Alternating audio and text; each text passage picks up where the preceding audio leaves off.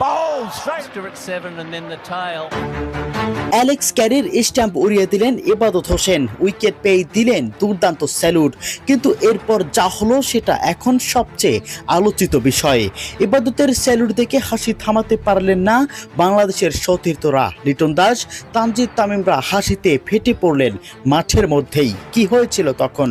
কেন স্যালুট দেখেই হাসিতে মেতে উঠলেন লিটনরা? চলো দেখে নেই বিস্তারিত রিপোর্টে। অস্ট্রেলিয়ার বিপক্ষে গুরুত্বপূর্ণ মুহূর্তে অ্যালেক্স ক্যারিকে দুর্দান্ত এক ডেলিভারিতে বোল্ড করে ফেরান ইবাদত হোসেন।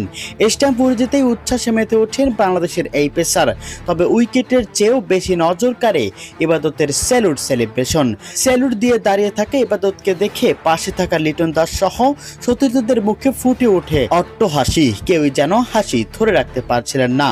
অন্যদিকে ইবাদত নিজের স্যালুট ভঙ্গিতে বেশ আত্মবিশ্বাসী। সব মিলিয়ে ক্যারির গুরুত্বপূর্ণ উইকেটের সঙ্গে ইবাদতের এই মজার সেলিব্রেশন মুহূর্তটি মাঠের পরিবেশকেও করে তোলে আরো প্রাণবন্ত। প্রচুর আলোচনা হয় ইবাদতের এই স্যালুট সেলিব্রেশন নিয়ে।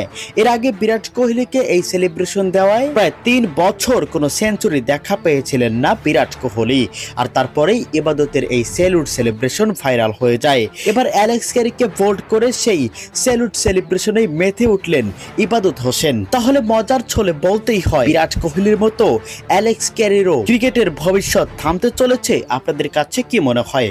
কমেন্ট বক্সে অবশ্যই জানিয়ে যাবেন।